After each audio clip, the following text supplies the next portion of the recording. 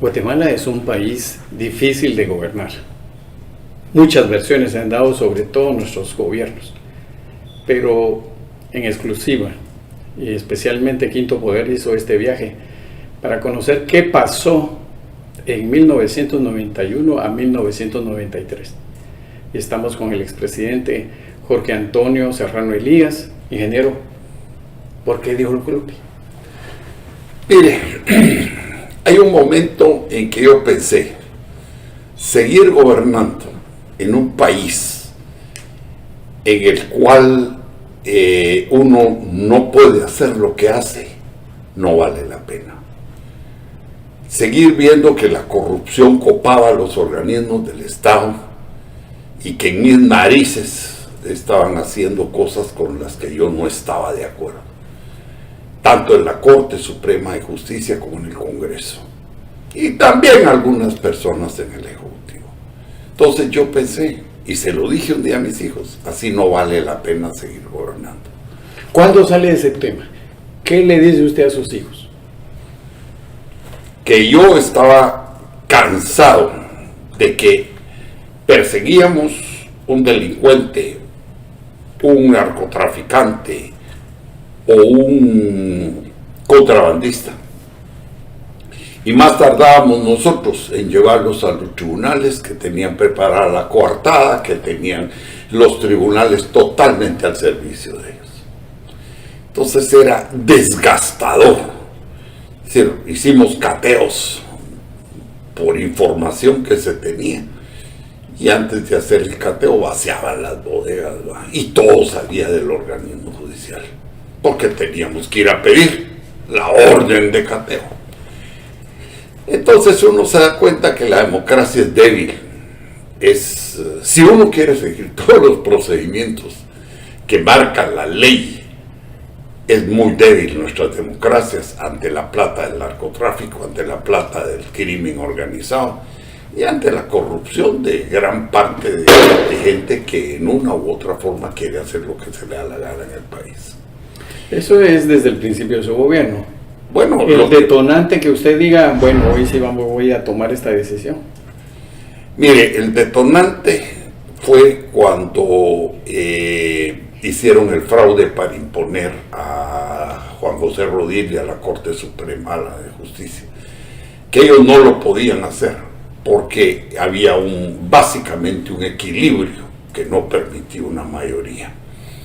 Y entonces aprovecharon la salida mía a participar en la firma de los acuerdos de paz del Salvador en México, y agarraron a 2 diputados de los míos y les dijeron plata o plomo.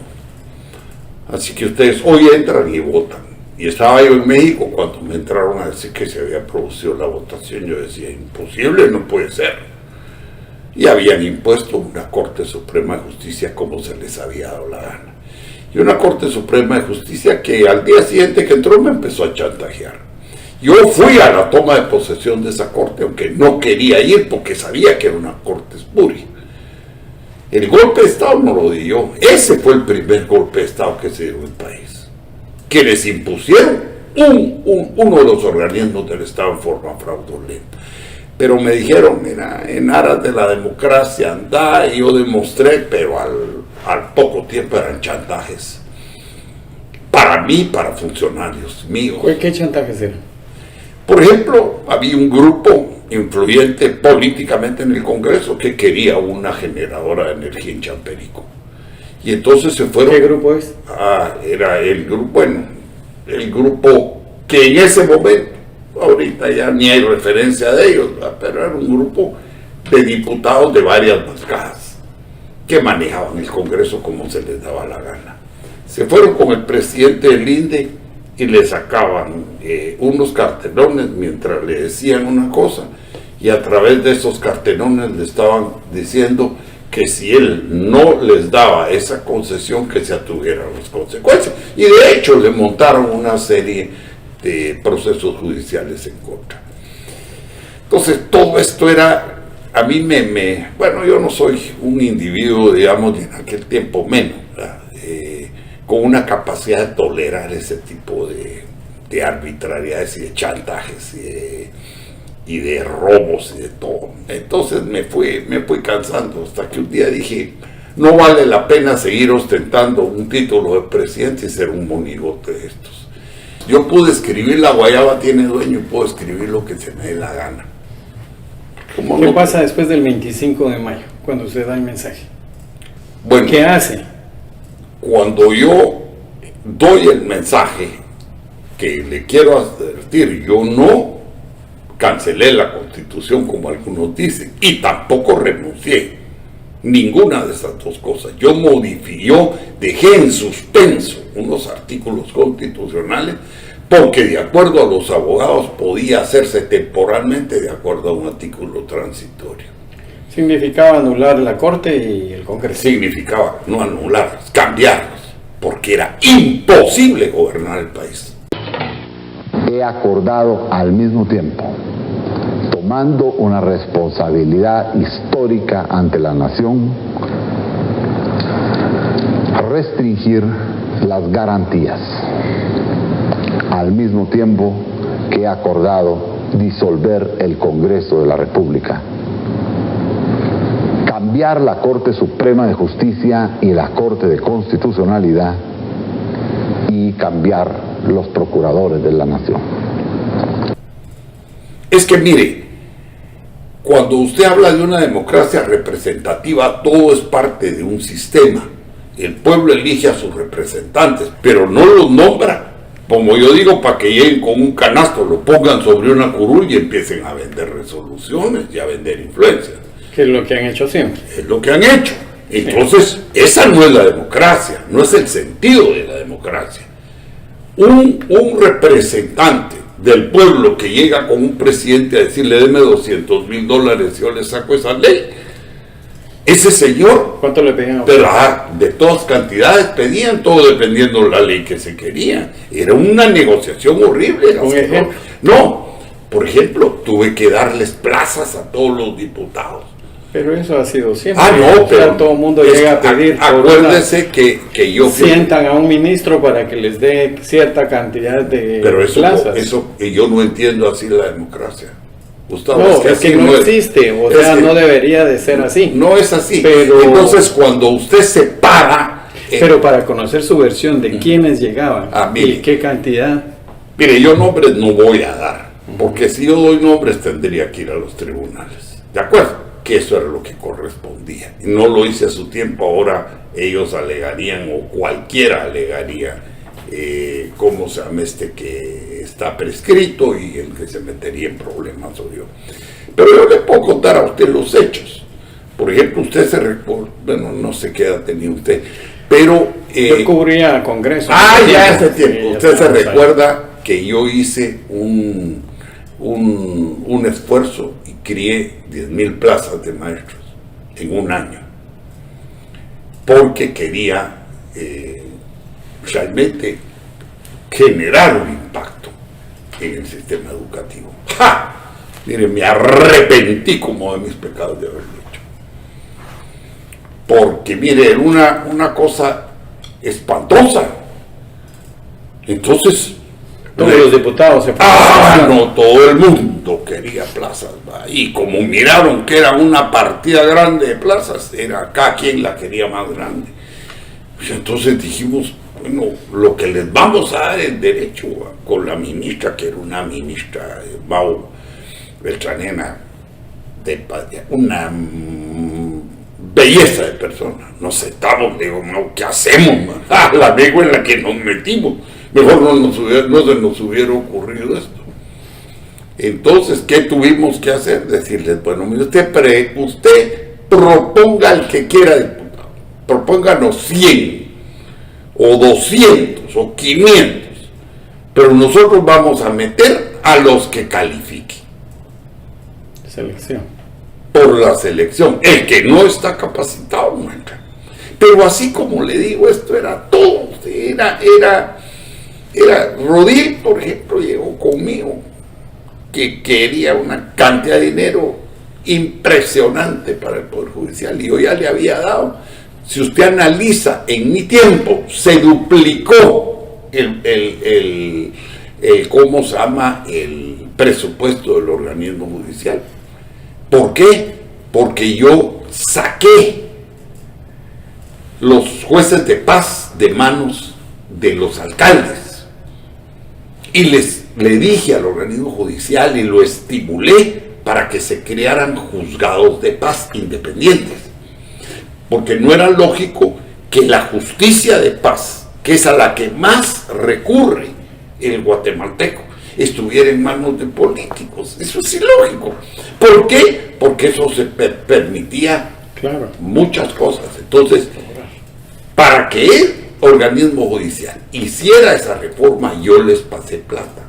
Se estaba quitando del mano de los jueces la investigación y se estaba poniendo a la fiscalía como el ente responsable de aportar la prueba.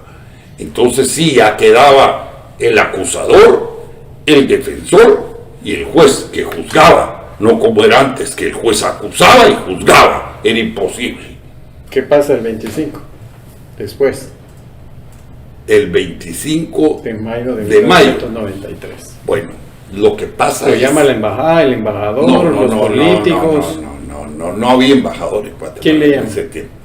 No, en ese tiempo los que llegan a hablar conmigo era una comisión del sector privado que llegan en un tono muy, como le dijera yo, prepotente. No llegaban a tratar de averiguar qué estaba pasando.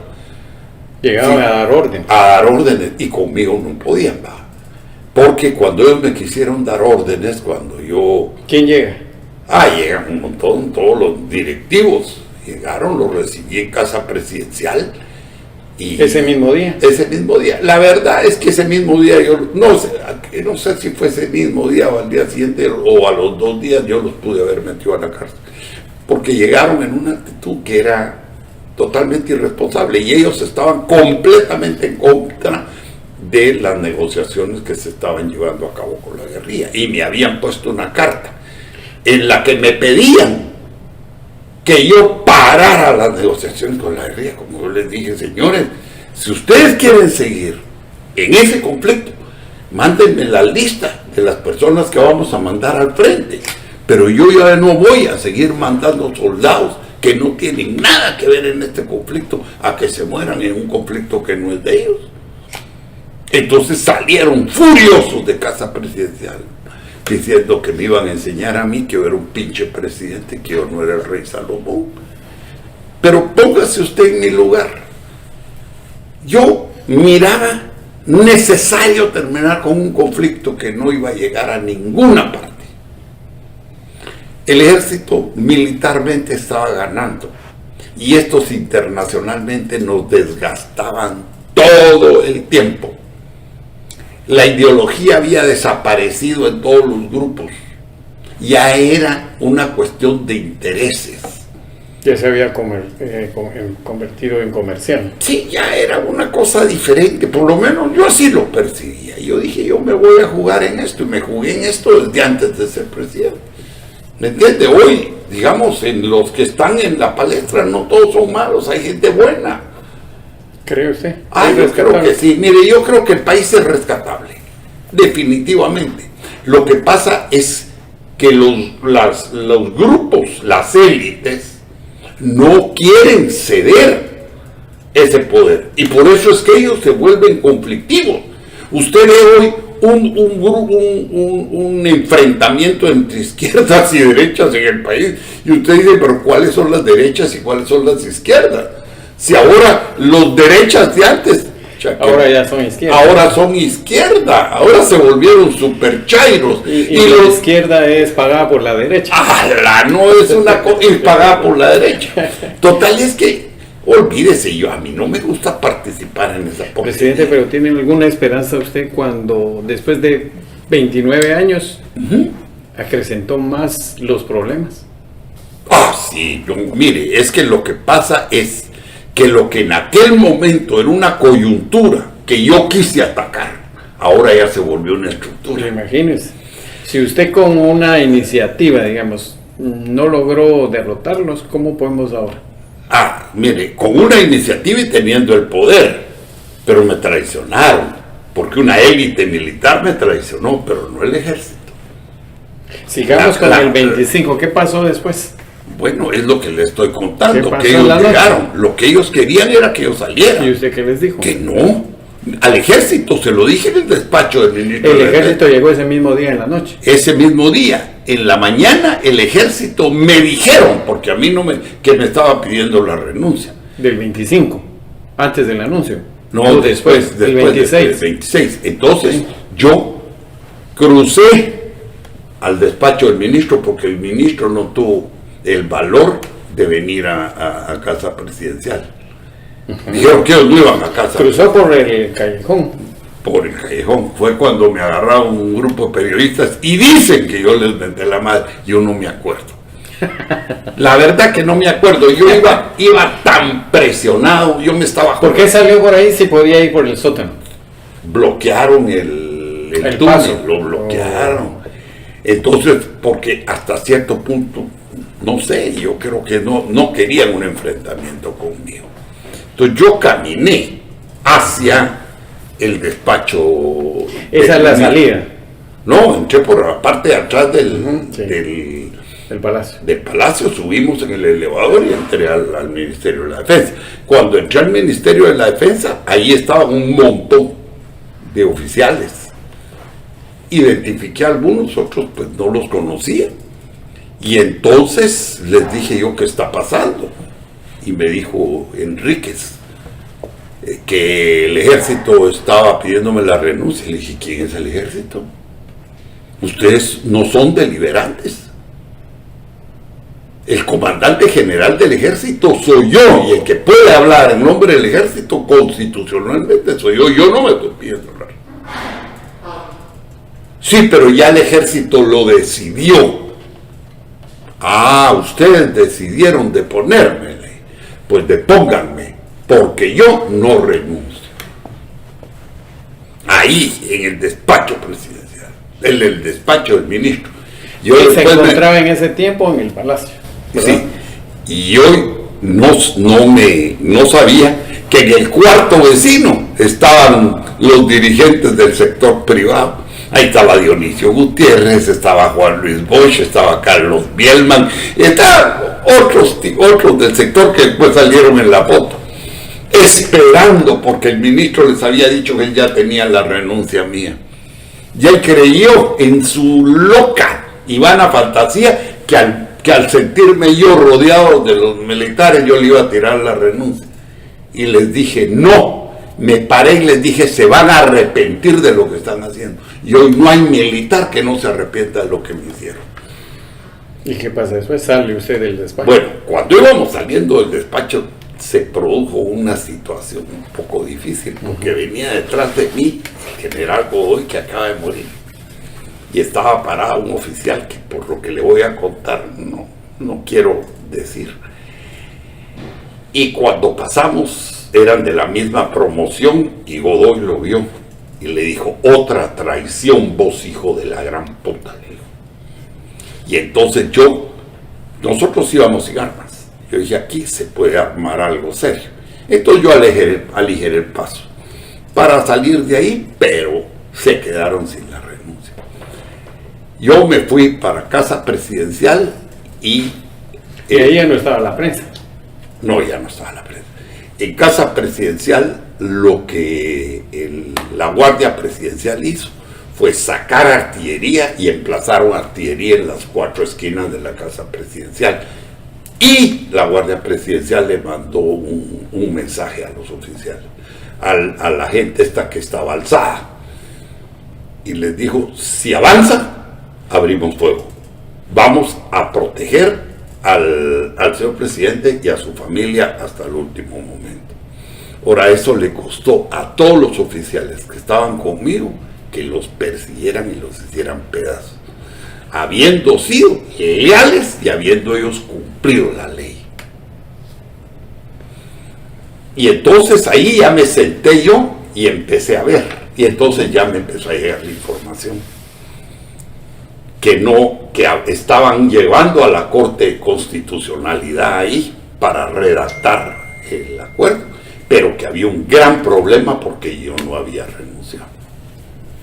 Entonces, el ministro de la Defensa quería que usted renunciara, firmara la renuncia, Ah, que él sí. ya tenía ahí, Él- por orden de Dionisio, que estaba en el otro. en el otro lado estaba Dionisio, estaba Juan. Ahí está la foto, estaba Peter, un montón de ellos que estaban ahí, después salieron en una foto.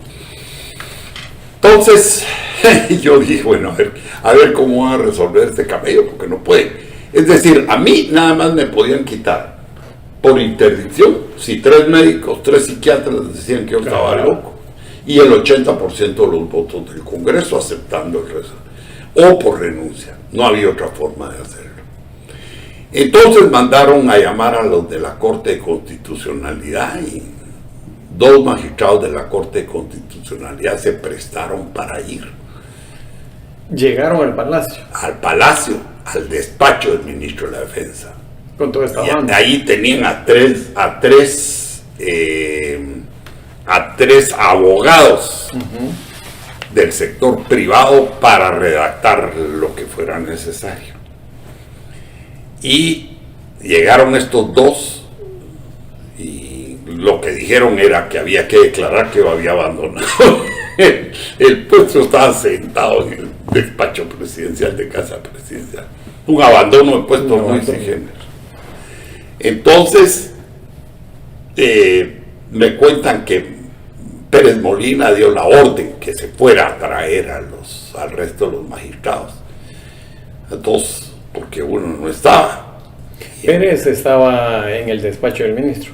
Todo. Y la resolución se redactó en el despacho del ministro. Muy sui generis, muy democrático. Y entonces después sale la instancia nacional de consenso civil. ¿Y quién preside esa instancia? El ministro de la Defensa con el bastón de mando. Y ahí están las fotos. Y él es el que habla. Y ponen a hablar a Epaminondas González, que él no estaba de acuerdo en eso. Él quería una solución, pero no esa necesariamente. Y usted mientras en el Casa Yo Presidencial. sentado en Casa Presidencial esperando que iba a pasar. ¿Y qué pasa? Pero la gente que estaba ahí dice que nunca me había visto más alegre en mi vida que ese día. Y estaba alegre, Sí, la verdad que yo estaba muy tranquilo. o estaba nervioso. Cero nervios. Incluso había mucho más nerviosismo en Casa Presidencial. Imagínense que venía un oficial corriendo en uno de los corredores y se le soltó una granada. Y la granada se fue así, rodando en el piso. Yo todavía le puse el pie. No le creo. Sí, le puse el pie así para pararla. Y el tipo me dijo, disculpe, presidente, porque la llevaba trabada aquí. Y yo todavía se ¿Sí la fue recogí, se la accidental di. o...? Yo estaba tranquilo. Nunca pensé. Y sí estaba viendo todo lo que estaban diciendo en la prensa. Y miraba las fotos que sacaban de la gente que estaba en la parte de afuera. Pero ¿qué pasa en Casa Presidencial? Eso lo hemos visto por los medios. ¿Usted qué pasó después? No, yo cuando miro ahí, empiezo a ver cómo iban entrando los dirigentes del sector privado ahí a Casa Presidencial, a parlamentar. Que era una cosa que... Usted seguía en Casa Yo Presidencial. seguía en Casa Presidencial, pero yo ya había abandonado el puesto, según ellos. Desgraciados.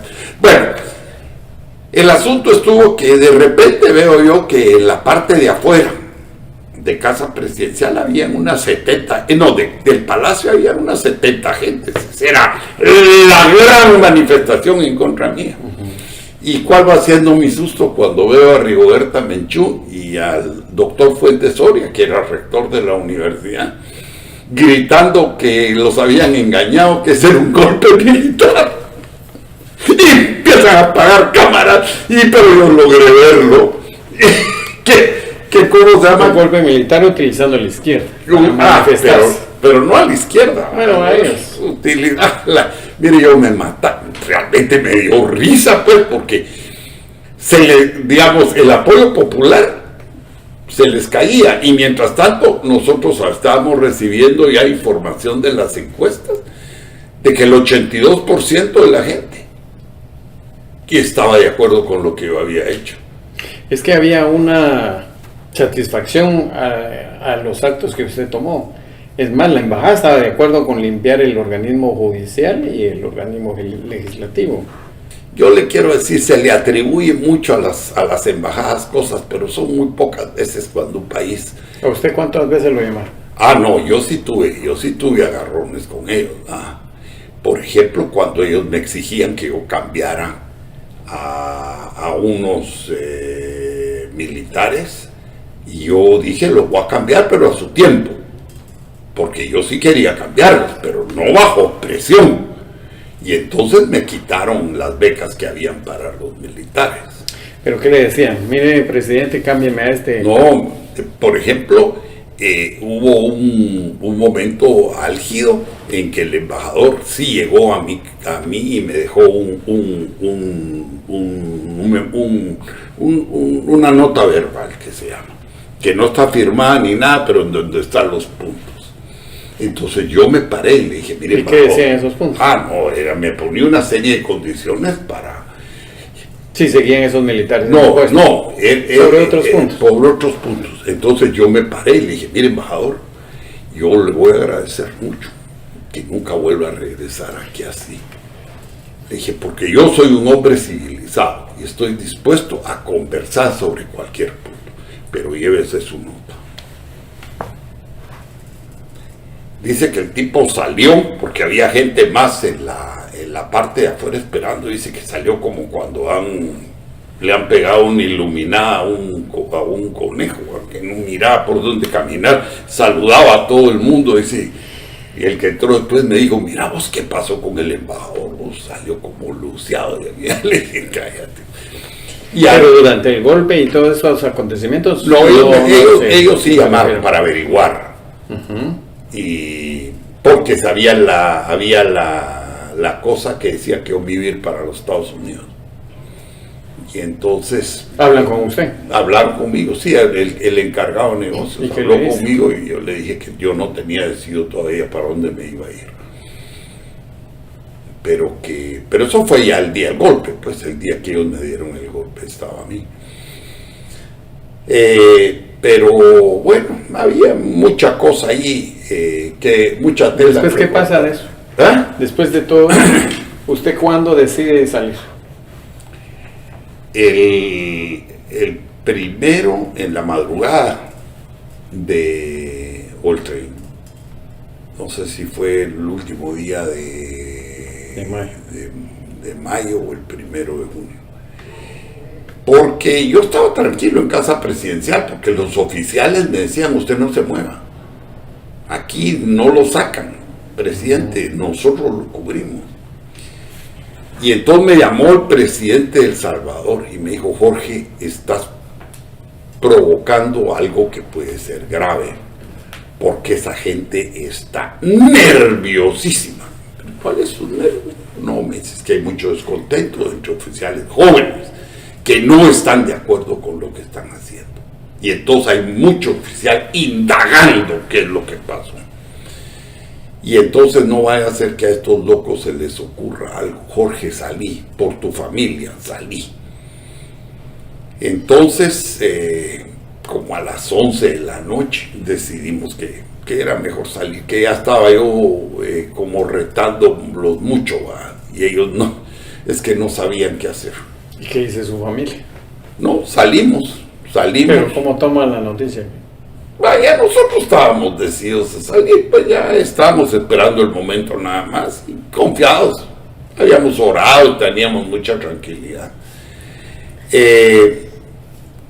Nos despedimos de todos los oficiales, nos despedimos de la gente que estaba en casa presidencial, se organizó la caravana y me dijo Freddy, Cristian y Jorge, yo te estoy mandando un avión. Cuando llegamos a la Fuerza Aérea, entonces yo sí percibí el problema que había, porque el que se acerca a abrir la puerta del carro para que yo bajara era el comandante de la Fuerza Aérea que yo lo había puesto. Y él dice, ingeniero, ¿cómo está? Y estaba Dedet, que era en ese momento un capitán, y se cuadra. Y me dice, a las órdenes de usted, señor presidente. Y el tipo se quedó así. Él pretendía otra cosa. Sí, pues que cómo va a ser que después de que me habían dado el golpe, un oficial, él me dice ingeniero, como quien recuerde que ya no es presidente, el otro viene y se me cuadra, a la orden de usted, señor presidente. Y estaban todos los oficiales de la Fuerza Aérea haciéndome vaya. Entonces, pues yo los saludé y empecé a caminar. Entonces me dice, ahí tenemos su avión, me dice el comandante, le tenemos su avión listo. Le dije, no, yo me voy en el que me mandó el presidente Cristiano.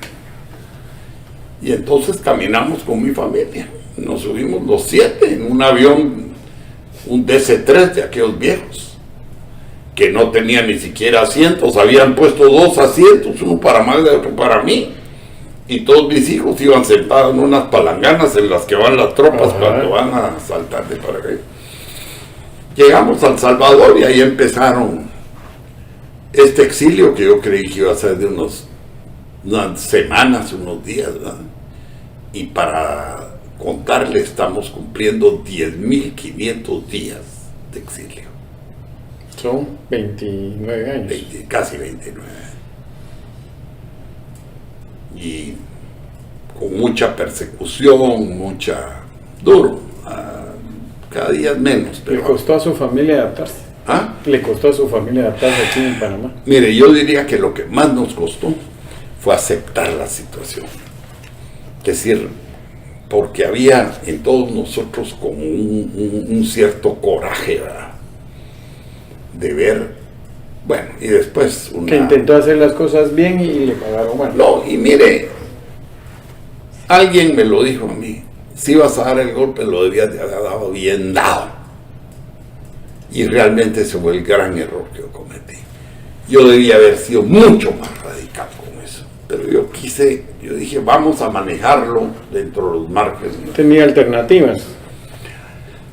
Sí, la alternativa hubiera sido haber quitado a los traidores que ya tenía yo identificados dentro de algunos militares, haber puesto a mi gente dentro de los militares y entonces darle un golpe militar. Esa hubiese sido la salvación del país, porque jamás hubiéramos caído donde estamos actualmente. ¿Cuáles fueron los errores? Para mí ese fue un error, porque ya el país, si usted oye el discurso mío, usted va a darse cuenta que yo dije exactamente, pero con puntos y comas, lo que iba a pasar en el país. Para mí, lo que está pasando en el país es absoluta y totalmente lo que yo visualicé hace 30 años. No, pero así. Un Estado fallido, un Estado como está actualmente, con una influencia impresionante del crimen organizado y del narcotráfico, sin programas, sin destino, sin visión. Y eso es terrible. Lo peor que le puede pasar a un país es como está Guatemala, porque en Guatemala puede pasar cualquier cosa. Porque usted se da cuenta, no hay líderes. Presidente, después de 29 años... los líderes políticos siempre los siguen buscando. ¿Cuántas personas lo han venido a visitar? En estos 29 años. Sí. Uy, no sé, 15,000, 20,000. Hay un año que vinieron 400. Ese año porque pudimos hacer una cuenta así. Pero bueno. ¿Y qué vienen a hacer? A conversar conmigo. Y otros vienen a pedirme apoyo. Muchos me piden apoyo político, muchos venían a pedirme dinero, pero ya se dieron cuenta que no, porque no creo en el sistema electoral de Guatemala, es una farsa. Y entonces ahí siempre van a seguir poniendo de las opciones al que más le conviene a quienes manejan el país. Presidente, por último, ¿qué extraña de Guatemala? A todos, te extraño todo. Mire,